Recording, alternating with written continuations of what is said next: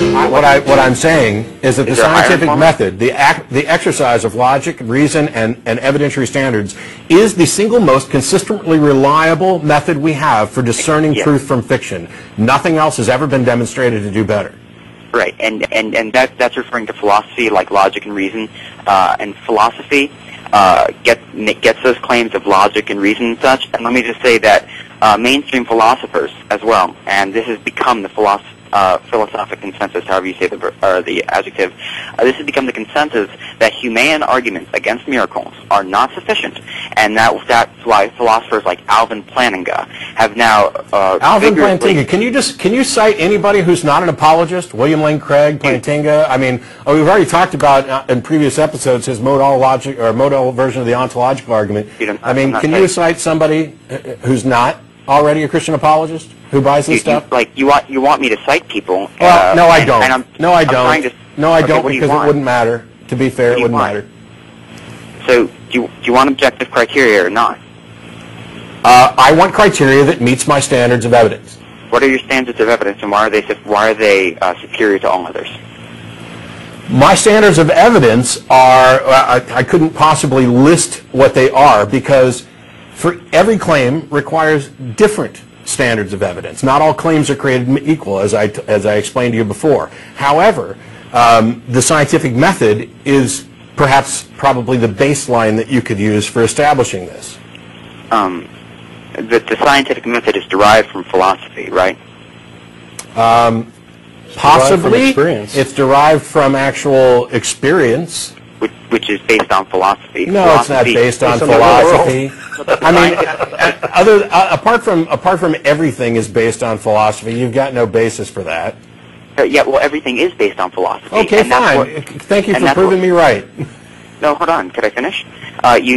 Everything is based on philosophy, including science, which means that science is literally enslaved to philosophy. No, it's not. No, it's not, and that is the dumbest stuff anybody's ever said in the show.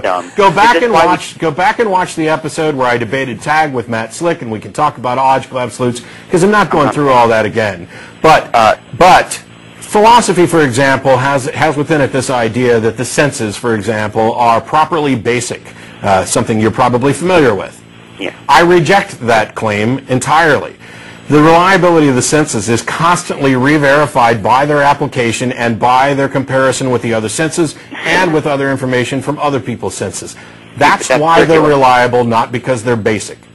You're saying that the senses prove the senses. That's circular, and that's why no, it's not. No, it's not. No, it's not.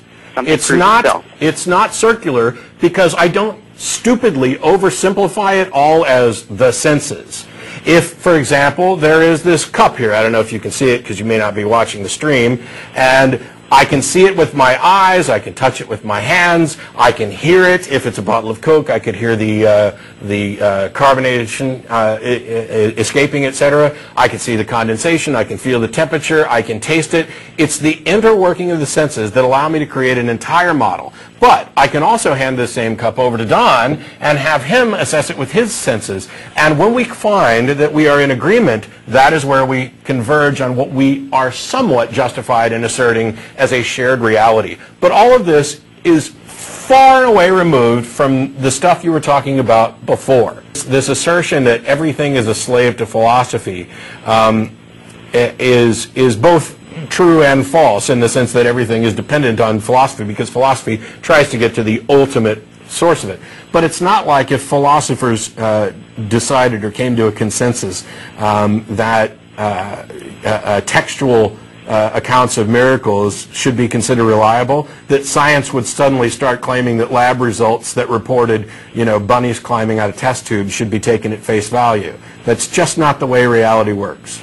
Okay, well, you refer to science as like testing miracles, quote unquote, and I do love science. I'm not trying to diss science in any way. I accept evolution.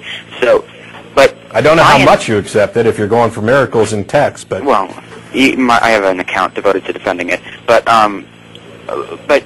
science presupposes methodological naturalism, and that's a principle I agree with. Right. Methodological naturalism, but not metaphysical naturalism. So science literally is unable; it is banned from testing miracles. So for you to claim that it's not banned from testing miracles. It's not banned from testing miracles. No, sir. in method, it must be natural. No, sir. In method, yes, in method. It's methodological naturalism, but that doesn't mean that it's banned from testing miracles. If the miracle is something that manifests within reality in any way, it is therefore detectable and measurable by naturalistic methods. It is? Even if it happened in history? No, not if it happens in history, because one of the founding principles of aspects of science is repeatability. Yes. It's about prediction, not post-diction. Right. You're right about that. I know I'm right. And I was right in 5 of the things in the video or so, I'm guessing, I'm making up a number, that you pointed out you wanted to argue against, and you said, oh, he's right, and then you argued against it. You know, we could have probably had a much better discussion if we'd have just picked a point and worked from it. But the funny thing is that when somebody directed me to the video, you seemed to complain about what I was reading from when I talked about the authorship of Matthew. Do you remember doing that? I'm not sure exactly which point you're referring to there, but you said, I don't know what he's reading from, but it doesn't seem to have it quite right. No, I don't remember referring to you reading from something. It didn't seem like you were reading from anything. What I was mentioning... No. Well, okay, I'm sorry that you don't recall what you said in your own video. Okay, but you did, and for the record, what I was reading from was the cover page for the book of Matthew in the New International Version of the Bible. Okay. And you objected to it. Now, that's fine. That's fine. You are entitled to object to it. I have my objections about it as well. I was objecting to your use of the, like, you saying that it's internally anonymous, therefore we don't know who wrote it. I was objecting to that because I pointed out several examples of works which were internally anonymous. The thing is, here's the thing. There's a difference between saying, give me your first example again, where we learned the authorship from Tertullian. Tacitus' Annals. Okay. There's a difference between accepting, like, for example, if Don wrote something, and I knew that he wrote it, you know, a particular essay on the website or whatever, but it was anonymous. And 10 years from now, when somebody comes up to me and says, hey, we want to write a history of, you know, what the ACA did, etc., and we've got this, you know, particular essay here that we liked and we'd like to use, can you tell me about it? And I say, Don Baker wrote it. And they record that, and 1,000 years from now, somebody comes along, there's absolutely no risk or price or cost or loss or anything worth tiddling about on my assertion that Don wrote it or on somebody else's assertion that I asserted that Don wrote it. Because the fact that he wrote it doesn't make any difference. It's much like the discussion of what did Socrates actually exist, or was it an invention of Plato to use as a mouthpiece? To me, it doesn't matter.